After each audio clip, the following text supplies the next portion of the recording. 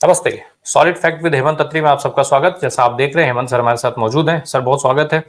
Sir, अधिवक्ताओं का जो बिल आया जिसको लेकर के अधिवक्ताओं ने विरोध किया, फाइनली अभी उसको जो है होल्ड कर दिया गया है, खत्म नहीं किया गया है या वापस नहीं ले लिया गया है, उसको होल्ड कर दिया गया है। एक तो दो तीन चीजें हम एक साथ में आपसे समझ लूं पहले कि ये पूरा मामला क्या है, हुआ क्या है, और दूसरी क्यों आखिर मोदी जी को ये वापस लेना पड़ा है।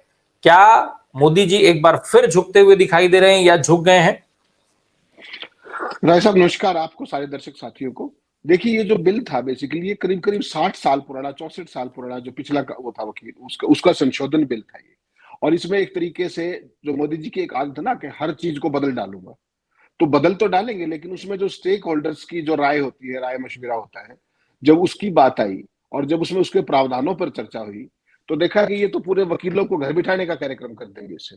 और आपको पता है वकील जिस तरीके की उनमें एकता होती है, देश में लाखों वकील हैं और पूरे देश में न्याय प्रणाली अगर वो कोर्ट में जाना बंद कर दे या हड़ताल कर दे या वो सब कर दे, तो न्याय प्रणाली एक तरीके से ध्वस्त हो जाएगी।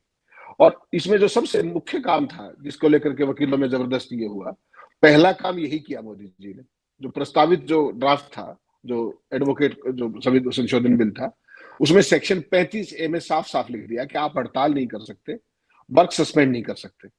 अगर आपने किया तो 3 लाख रुपए तक का जुर्माना और यहां तक कि आपका लाइसेंस भी कैंसिल हो सकता है। सबसे बड़ा प्रावधान ये था जिसको लेकर के वकीलों में जबरदस्त रोष हुआ कि हड़ताल का अधिकार तो सबका अधिकार है लोकतंत्र में, उसी को अगर आप वापस ले लेंगे तो कैसे चलेगा। फिर उसमें दूसरी बात जो आई वो थी कि क्लाइंट को किस तरह की शिकायत मिलती है, तो धारा 45B के तहत क्लाइंट को नुकसान की भरपाई करनी पड़ सकती है। इसको लेकर के इनको ये था कि भैया तो सारा गड़बड़ हो जाएगा। तीसरा था मिसकंडक्ट जो है, जो प्रोफेशनल मिसकंडक्ट जो वकीलों का है, उसकी परिभाषा पर इन्होंने आपत्ति की। फिर उनके जो दायित्व है उसकी अस्पष्टता थी, उसके खिलाफ वो था। चौथा जो था, वकीलों के खिलाफ मुकदमेबाजी बढ़ जाएगी इस सब के कारण, वकील खुद मुकदमे लड़ेंगे औरों के अपने मुकदमे लड़ेंगे, एक वो सवाल था। उसके अलावा जो पेशे पर जो इसके नेगेटिव प्रभाव आएंगे सारी चीजों के, वो सारा था। और फाइनल आउटकम इसका ये था कि कोई भी वकील सरकार के खिलाफ वकील लेने से पहले 10 बार सोचेगा। इस सारे में कि सरकार की फायरिंग लाइन में ना आए, बेसिकली वकील चाह क्या रहे थे। वकील कई दशकों से मांग कर रहे हैं कि वकीलों को संरक्षण के लिए कानून बनाया जाए, और इन्होंने जो मौजूदा कानून है उसमें संशोधन किया और उसमें वकीलों की अकाउंटेबिलिटी फिक्स करने की कोशिश की कहीं ना कहीं। और आपने कहा ना कि समीक्षा के बाद फॉर द टाइम बिंग इसको विड्रॉ ही किया गया है, विड्रॉ ही मानेंगे आप इसको, क्योंकि सरकार फिर नया ड्राफ्ट लेकर के आएगी। जब तक इसको विड्रॉ नहीं करेंगे, सजेशन सारे ले लिए उन्होंने, पूरे देश से लाखों सजेशन आए हैं, वो चिट्ठी भी मैंने आपको भेजी है, तो वो अभी आप दिखाइएगा दर्शकों को। तो उसमें बेसिकली क्या है कि सारे जो आए हैं सुझाव संशोधनों के, उसको कहीं ना कहीं इनकलकेट करके और फिर एक नया ड्राफ्ट आएगा। जो जो जब तक आप प्रेजेंट ड्राफ्ट को विड्रॉ नहीं करोगे तब तक नया ड्राफ्ट संभव नहीं होता लीगली और टेक्निकली। तो एक ये चीज था। तो इसमें जो वकीलों ने कुल मिलाकर के जो पोजीशन ली, उसमें उन्होंने कहा कि 35A जो सेक्शन है इस अमेंडमेंट का, वो वकीलों की आवाज को दबाने का एक प्रयास है, हड़ताल और अधिकार का, जैसे मैंने आपको बताया। फिर जो जुर्माने का प्रावधान किया, फिर उन्होंने कहा कि अकाउंटेबिलिटी, लेकिन वकीलों ने उसको माना कि झूठी शिकायतों पर हमारे खिलाफ कार्रवाई हो जाएगी और वकीलों को संरक्षण नहीं मिलेगा इसमें। और उसमें सबसे बड़ी बात जो थी, उसमें तुरंत निलंबन का जो प्रावधान था। और कहीं ना कहीं वकीलों को यह भी था कि ये सारा जो संशोधन बिल है, ये न्याय प्रणाली में जो वकीलों की जो भूमिका है उसको कहीं कमतर करने का एक प्रयास है। तो उन्होंने इस पूरे के पूरे प्रयास को उस रूप में देखा और उसके खिलाफ लाखों अमेंडमेंट के लिए सुझाव आए तमाम दुनिया भर के, जिसके बाद सरकार ने कहा, जो लॉ सेक्रेटरी ने, कि हम इसको for the time being withdraw कर रहे हैं and we will come out with a new proposal.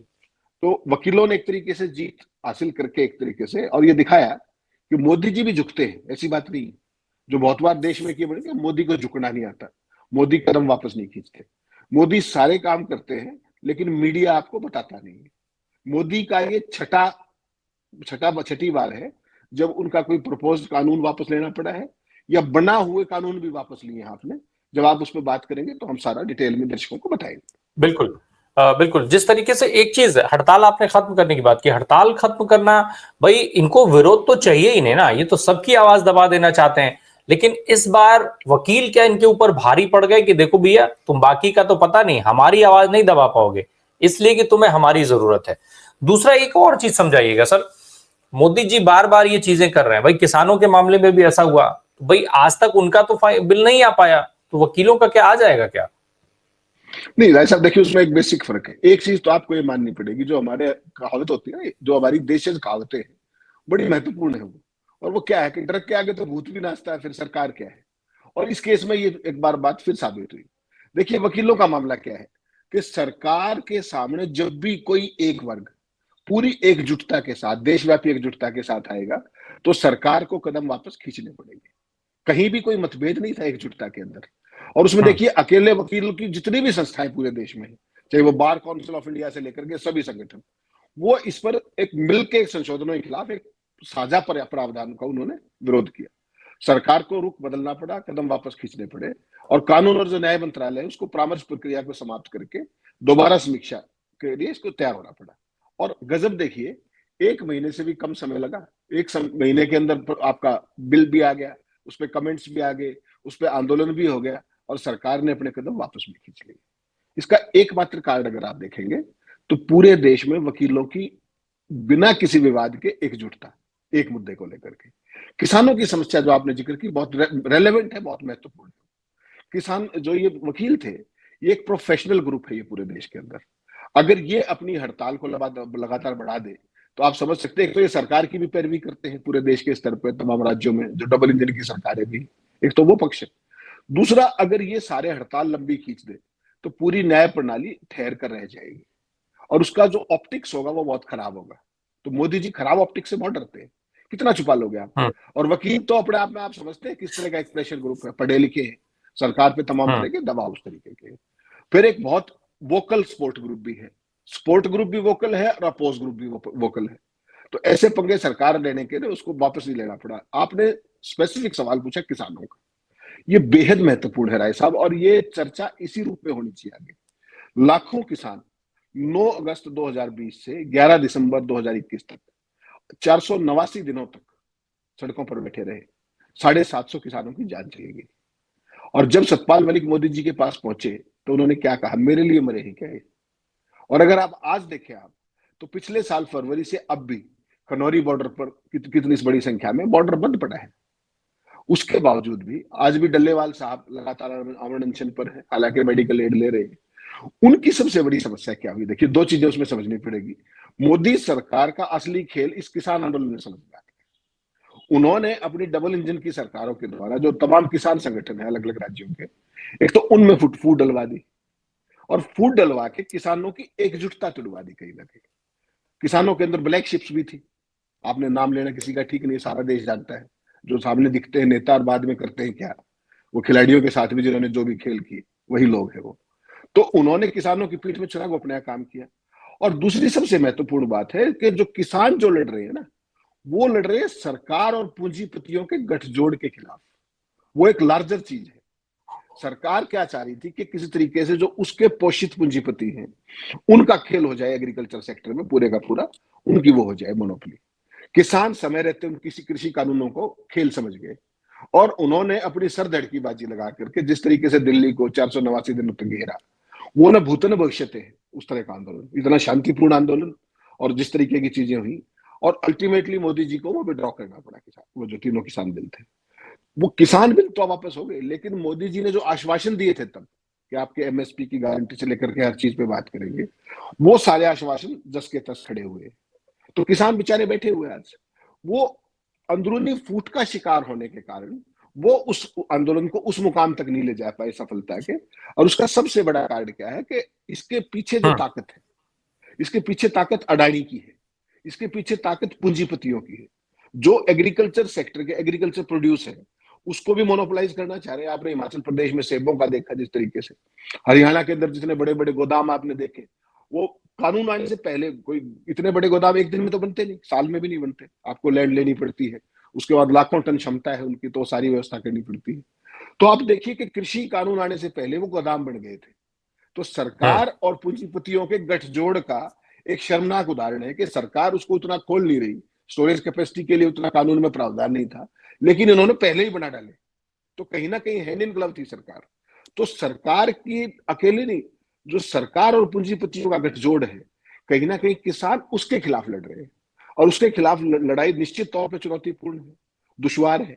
और उससे भी सबसे बड़ी बात क्या है कि किसानों के अंदर जो फूट डलवाई गई है अलग अलग स्तर पर, उनके आंदोलनों में जो ब्लैक शिप्स घुसा दी गई है, जो उधर कुछ बात करते हैं, शाम को कुछ करते हैं, सरकार को अंदर की बात बताते हैं और आंदोलनों को तार पीड़ो करते हैं। तो किसानों वाले मामले में वो पक्ष जो है वो बड़ा पक्ष है। ये क्योंकि वकील प्रोफेशनल ग्रुप थे, तो ये अपने आंदोलन को ज्यादा कंसोलिडेट करके और सरकार पे एक हम्म। इफेक्टिव प्रेशर ग्रुप बना पाए, और उसका परिणाम आपके बिल्कुल। सामने है। एक एक एक और चीज देखी जा रही है सर, लगातार हर चीज को बदलने का एक ट्रेंड देखा जा रहा है। एक ट्रेंड नहीं बल्कि यूं कहे कि एक सनक देखी जा रही है। जैसी एक सनक अभी इस समय जो अमेरिका में जिस तरीके की तस्वीरें हम लोग देख रहे हैं, उस वो एक सनक दिख रही है कि लाओ आईपीसी बदल दो, ये लो, ये बदल दो, वो बदल दो। नाम नाम बदलने से जो चीजें शुरू हुई वो आज संविधान बदलने पे आके खड़ी हो गई हैं। एक तरफ ये बदलने का क्रम चल रहा है, दूसरी तरफ मोदी जी जो है कभी कल्की धाम घूमते हैं वो प्रमोद कृष्णन वाला, तो कभी बागेश्वर धाम धीरेन्द्र शास्त्री के यहाँ घूमने लगते हैं। उससे भी आगे बढ़ के अब उसकी शादी करवाने लग जाते हैं, पर्ची निकालते हैं, उनकी मदर से उनको रिक्वेस्ट कर रहे हैं कि इनकी शादी करा दो। अरे भाई, आप अपनी संभाल नहीं पाए और दूसरे के लिए रिक्वेस्ट कर रहे हैं। ये मोदी जी आखिर कर क्या रहे हैं, किधर ले जा रहे हैं देश को? एक एक मानसिकता होती है राय साहब, जो ये जो एक्सट्रीम राइट विंग है ना, चाहे वो ट्रंप का आपने जिक्र किया, चाहे वो मेलेनिया नाम की एक महिला है इटली, वो, और एक हमारे वाले मोदी जी, ये बेसिकली इनकी एक मानसिकता है कि सारे घर के बदल डालेंगे और हर चीज पर अपना नाम छाप देंगे कि मोदी सरकार ने ये किया, मोदी सरकार ने वो किया। इंडियन पिनल कोड आपने बदल डाली, इंडियन एविडेंस एक्ट आपने बदल डाला, सारे एक्ट वो बदल डाले सारे के सारे। उसमें नया क्या लाए आप? वो सारे के सारे यू का यू ट्रांसलेट करके उसका नाम बदल दिया, भारतीय न्याय संहिता कर दिया, भारतीय दंड संहिता कर दिया। उसके अलावा प्रोग्रेसिव क्या चीज है उसके अंदर, नहीं बता पा रहे। और अब हालत यह है कि वकील परेशान, थानों में पुलिस परेशान, आम जनता परेशान, क्योंकि पुराने सेक्शंस तो आपको पता लंबे समय तक चले आ रहे थे। अगर कोई सुधार करना था तो उन्हीं सेक्शंस को मॉडिफाई करके किया जा सकता था, लेकिन वही आपने बिल्कुल ठीक कहा कि सब कुछ बदल डालूंगा। और ये सब कुछ बदल डालने की केवल बात यहीं तक सीमित नहीं है, इसके पीछे संविधान को बदलने की मंशा है, ध्यान रखिएगा आप। जो बार बार बीजेपी के दसियों एमपीओ ने, बड़े बड़े नेताओं ने कहा चुनाव से पहले कि 400 सीटें आ गई तो हम संविधान बदल देंगे, तो वो फ्रॉम नोवेयर नहीं कह रहे थे, वो कहीं ना कहीं अंदर के जो कोर ग्रुप्स के अंदर तमाम चर्चाएं होती है, उसी के बेस पे वो सारी बातें बाहर आती। कुछ लोग उनको हजम नहीं कर पाते तो वो बाहर बता देते हैं गलती से कही है जो भी कही। तो केवल एक ये चीज नहीं है, हर चीज को बदलने की जो मंशा है। ट्रंप देखिए ना क्या कर रहे हैं, पूरी अमेरिकी जो व्यवस्था चली आ रही है उसका आमूल चूल उसको नष्ट कर देना चाहते हैं, मतलब उसको ट्विटर की तरह चलाना चाह रहे हैं। जैसे एलन मस्क ने ट्विटर में किया था ना कि 100 के वो थे अपने कर्मचारी, तो 75% हटा दिए। अब वही सरकार के बोला हर हफ्ते सरकार को हर कर्मचारी को रिपोर्ट देनी पड़ेगी। तो आज मैं पढ़ रहा था कहीं कि वो लाखों रिपोर्ट आ जाएंगी वीकली, सारे कर्मचारी देंगे, तो उसको पढ़ेगा कौन और उसमें फैसला कौन करेगा? लाखों रिपोर्ट पढ़ने के लिए भी तो लोग चाहिए, who will take care of that? और उसके बाद फिर वो कहते हैं कि जो एफबीआई वगैरह जो एजेंसी है, जो सीआईए जैसी एजेंसी है, उनमें भी सरकारी कर्मचारी है, वो अपनी रिपोर्ट कैसे बताएंगे कि हमने इस महीने किया? उनका सारा काम गुप्त होता है। तो जो ये एक्सट्रीम राइट विंगर्स हैं, इनको इस बात से कोई मतलब नहीं है कि उनके प्रस्तावित जो बदलाव है उसका समाज पर क्या असर पड़ेगा, व्यवस्था पर क्या असर पड़ेगा, सारा एक डिसरप्शनिस्ट अप्रोच हो जाएगी। उनको इस बात से कोई मतलब नहीं, उनको तो एक ऑप्टिक्स चाहिए कि देखिए ये कर रहे हैं। और मोदी जी इस काम के लगातार चैंपियन रहे हैं। ये अलग बात है कि आपको अभी लग रहा है कि ये केवल ये वापस ले लिया एडवोकेट अमेंडमेंट बिल, इससे पहले भी 6 बार कदम पीछे खींच चुके हैं। लोगों को लगता है कि बड़े चट्टानी फौलादी इरादे हैं और जैसे ही कोई इफेक्टिव अपोजिशन आती है तो मोदी चुपके से अपने कदम पीछे खींचने में देर नहीं लगाते। लेकिन ये अलग बात है कि मीडिया उस बात की चर्चा ही नहीं करता, कभी उसको पॉपुलर नैरेटिव में आने नहीं देता। वो जब जब कृषि बिल लाए थे, अगर आपको ध्यान हो, 3 कृषि बिल, तो सारा डॉगी मीडिया क्या कह रहा था कि मोदी का मास्टर स्ट्रोक है, जबरदस्त है, ये है, देश में क्रांति आ जाएगी कृषि में। और जिस दिन विड्रॉ किया उस दिन भी अगर आपको याद हो सारे यही एडजेक्टिव थे कि मोदी ने वापस लेकर के मास्टर स्ट्रोक कर दिया, उन्होंने ये कर दिया। आप मुझे बताइए, कोई चीज पेश करना भी मास्टर स्ट्रोक है, और उसको विड्रॉ करना, थूक करके चाटना, यू टर्न लेना, वो भी मास्टर स्ट्रोक है।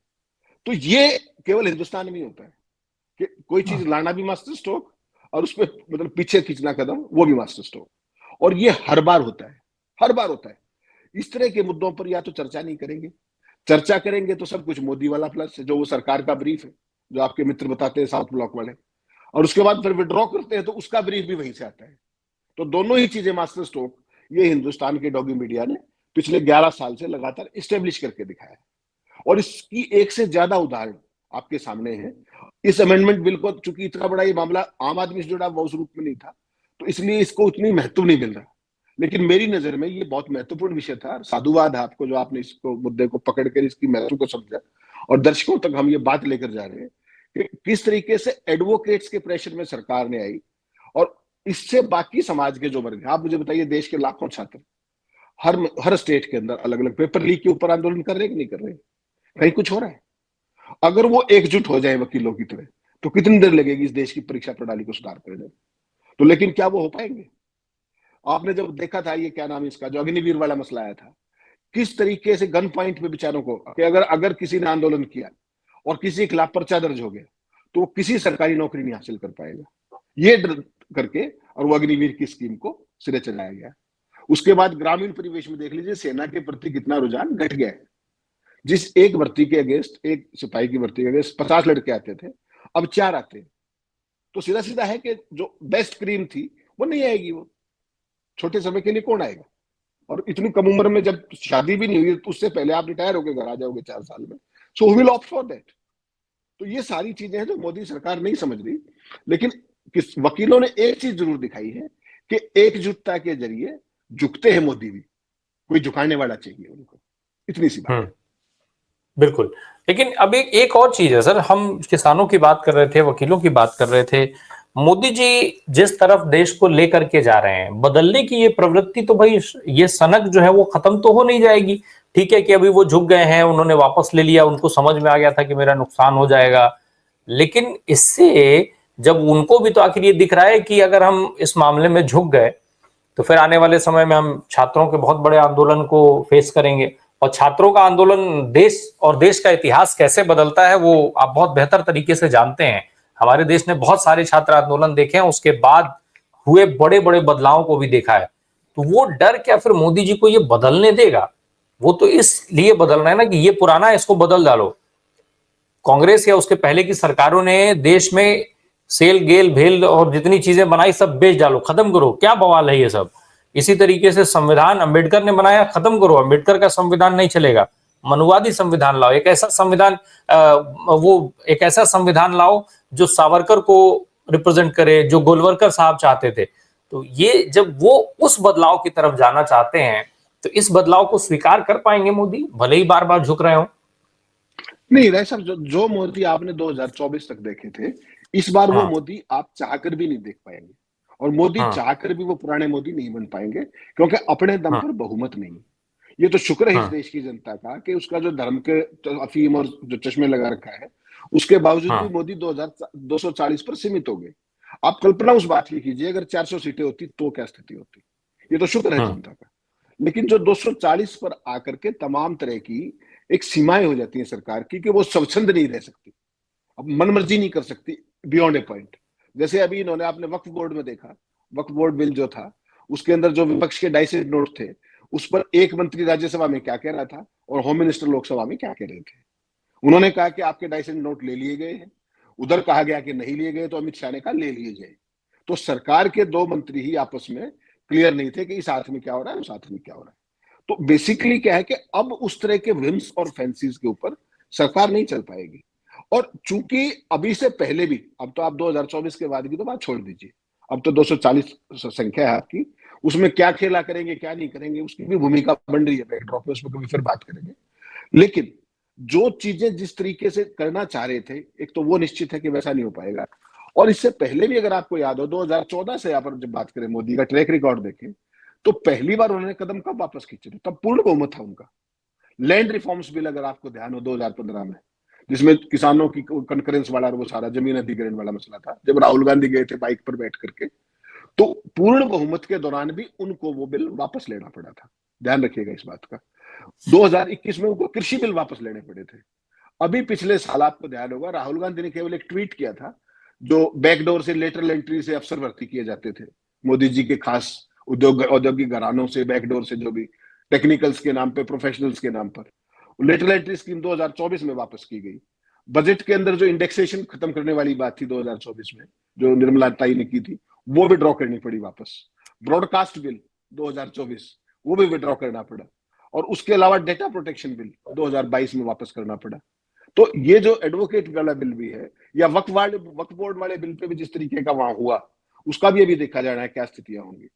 तो अब ये वकीलों वाला आ गया। तो एक बात समझनी पड़ेगी देश की जनता को भी, और हर जो इफेक्टेड वो जो भी समुदाय है, चाहे वो छात्र हो चाहे और हो। आपने कहा छात्र, पूरी दुनिया का इतिहास ये कहता है राय साहब, चाइना से लेकर के कोई देश में आप चले जाइए, जब भी वहां पर कोई क्रांति हुई है या बदलाव हुआ है या सत्ता परिवर्तन हुआ है, उसमें छात्र, और अगर ब्रॉड टर्म्स में देखें तो युवा, युवा जब तक खड़ा नहीं होता है तब तक वो क्रांति या कोई बदलाव सिरे नहीं चढ़ता। अभी आपने बांग्लादेश में भी देखा, इससे पहले आपने श्रीलंका में भी देखा, चाइना का अंदर थेनानमन वाला जो था 70 के दशक में, जब इंदिरा गांधी को अप्रूव करने की बात थी, जेपी का आंदोलन था, हर जगह तो यूथ का था ना। तो बेसिकली सरकार जो है उस दिन से डरेगी मोदी जी की, जिस दिन ये जो पेपर लीक वाला जो सारा मामला ना, ये अकेला इसको आइसोलेशन में पेपर लीक मत देखिए, ओवरऑल जो रोजगार का संकट है पूरे देश के अंदर, आजीविका का जो संकट है, हर साल 2 करोड़ रोजगार की बात आपने 2013-14 में की थी, आज तक आप उसका हिसाब नहीं देते। पहली बात, जीवन की कॉस्ट लगातार बढ़ रही है, आपकी महंगाई लगातार बढ़ रही है, रोजगार के एवेन्यू घट रहे हैं। प्रधानमंत्री जी का वो ऐतिहासिक वाक्य आपको याद होगा जिसमें उन्होंने कहा था कि पकौड़े तलना भी एक रोजगार है, कहा था, आपको याद होगा। तो ऐसी तमाम तरह की चीजें वो करते रहते हैं। आपने कहा बाबा बागेश्वर धाम और ये सारा, ये बहुत जरूरी है इनके लिए, ये इनके लार्जर पैकेज का हिस्सा रहा है साहब, इसको हल्के से मत लीजिए। हम बहुत बार ये गलती कर देते हैं कि कोई नेता किसी मंदिर में गया, हाथ जोड़े और वो चला आया। मोदी उन नेताओं में से नहीं। कल का अगर आप भाषण सुनेंगे तो ओपनिंग उनकी देखिए कि मेरे छोटे भाई बाबा जी का नाम लेते हैं, और वह 4 बाबा और बैठे हुए मंच पर, वो सारे तालियां बजा रहे हैं। धर्म भी एक तरीके से सरकार का, अब जो मीडिया है ना जो कीर्तन करता है, जो हमारे धर्म के भी बड़े बड़े वो हैं गुरु, वो सारे आजकल मोदी के कीर्तन में एक तरीके से। दूसरी बात मोदी जी ने क्या कही, ये जो पर्ची निकालने वाला जो बाबा बागेश्वर वाला जो चल रहा है आजकल, ये इनका क्या नाम है, इनका बाबा जी का पता नहीं, मैं नाम भूल जाता हूँ। धीरेन्द्र शास्त्री। धीरेन्द्र शास्त्री, उनकी एज देखिए, उनके काम देखिए, वो पर्ची निकालते हैं। तो क्या ये अंधविश्वास को बढ़ावा देना नहीं है? और मोदी जी अपने भाषण में कह रहे हैं कि मैंने इनकी माता जी की पर्ची निकाली है और इनकी शादी की बात है। आपने जो करना है कीजिए, ऑप्टिक्स क्रिएट कीजिए, कोई बात नहीं, लेकिन अंधविश्वास को मजबूत मत कीजिए। आपको मंदिर में जाना चाहिए, आस्था कीजिए। वो क्या कह रहे थे उनका देखिए, जो धीरेन्द्र शास्त्री कह रहे थे। धीरेन्द्र शास्त्री कह रहे हैं कि ये प्रधानमंत्री हैं जो ये उनका पूरा पीआर कर रहे हैं, जैसे बीजेपी का कोई नेता करता है। ऑब्वियसली वो बीजेपी के पाले हुए भी हैं, पोषित भी हैं, पल्लवित भी हैं, ऐसे तमाम ये धर्मगुरु एक नहीं है वो। तो वो कह रहे हैं कि मोदी जी सदा प्रधानमंत्री बने रहे। It's a politically loaded statement, और वहां पर हजारों की भीड़ इकट्ठी की गई है। और फिर वो कहते हैं कि जो हमारा ये बनेगा अस्पताल, इसमें एक वार्ड मोदी जी की माता के नाम भी होगा। अच्छी बात है, एक बुजुर्ग थी, श्रद्धा है उनके प्रति, लेकिन ये पर्ची निकालने वाला, ताउम्र प्रधानमंत्री बने रहने वाला, ये एक खास तरह का ऑप्टिक्स है। इसको हम सबको समझना पड़ेगा। ये और किसी नेता के साथ नहीं होता, ये केवल मोदी जी के उसमें होता है, और वो पूरे देश में लाइव स्ट्रीम किया जाता है, जहां मोदी जी उन्हीं में से एक भक्त बन के, जो 144 करोड़ जनता है उसका एक हिस्सा बन करके खुद को प्रोजेक्ट करते हैं।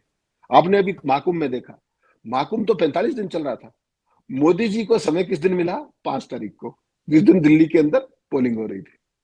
तो हर चीज का इवेंट, हर चीज की ऑप्टिक्स पॉलिटिक्स से जुड़ी हुई, जो धर्म हो चाहे वो हो। तो धर्म की राजनीति बदसतूर है, राजनीति के धर्म का जिक्र वर्जित है, ये समस्या है। और यही आरएसएस और बीजेपी का जो आज जहां पर वो है, उसकी सफलता कहिए या धर्म का मुलम्मा कहिए, उसका सबसे बड़ा राज ये चीज है कि हर चीज के अंदर जो धर्म के उसके बारे में अपने तरीके से अप्रोप्रिएशन करना। आरएसएस प्रमुख केवल हिंदुओं की बात करेंगे, बाकी समुदाय कहां जाएंगे? इंक्लूसिव देश की क्या हुआ अवधारणा का? तो एक खास तरह का राष्ट्र बनाना चाहते हैं इस सारे इकोसिस्टम के जरिए मिलकर के। और ये हमारे जितने धर्मगुरु हैं, आप देखिए, जब वो क्या नाम अमित शाह साहब नहा रहे थे तो तमाम धर्मगुरु उनके ऊपर जल डाल रहे थे। ये किस तरह की ऑप्टिक्स? तो भाजपा इस बात की कोई परवाह नहीं करती, केवल और केवल धर्म को इस्टेब्लिश करना है अपने राजनीतिक लाभ के जरिए। आपने तमाम कुंभ देखे होंगे, आप भी इतने बड़े, आप तो पड़ोस में ही रहते हैं, जाके भी आए। तमाम कुंभ धार्मिक आयोजन है। पहली बार है कि अगले साल जो उत्तर प्रदेश के चुनाव होने हैं, उसके लिए इस पूरे महाकुंभ को राजकीय आयोजन बना दिया गया। सदियों से माकूम होता है, और वो भी एक खास वर्ग के लिए। इस पे कभी चर्चा करेंगे हम जरूर कि हिंदुओं को कहां ला करके खड़ा कर दिया है मोदी और योगी ने। लेकिन सवाल ये है कि क्या कोई भी आयोजन, चाहे वो कुंभ का हो या चाहे और हो, क्या वो राजकीय आयोजन हो सकता है या होना चाहिए? इस पर भी तमाम सवाल आएंगे। मोदी जी को इस बात की कोई परवाह नहीं है, उनको राजनीतिक लाभ चाहिए। और जो बागेश्वर धाम में कहा गया कि आप सदा प्रधानमंत्री रहे, ऐसा असंभव आशीर्वाद तो मेरे ख्याल ब्रह्मा जी भी नहीं देते किसी को, लेकिन उन्होंने दे दिया। तालियां जो बज रही हैं। जो कानों को सूट करेगा, इस तरीके के लोग वही बोलेंगे। बहरहाल हर चीज को बदलने की जो सनक है, अब वो धीरे धीरे मोदी जी के ऊपर भारी पड़ती हुई दिख रही है। और अगर कुछ समय तक ये चीजें और चली तो शायद देश की जनता को ठीक से समझ में आ जाए कि भैया सनक किसी और की है, भुगत आप रहे हैं। और अगर अब भी नहीं चेते, इस सनक को खत्म नहीं कराया गया, तो आपकी आने वाली पीढ़ियां भी भुगतती रहेंगी। बहुत बहुत धन्यवाद हेमंत सर हमसे बात करने के लिए। Thank you so much. Thank you.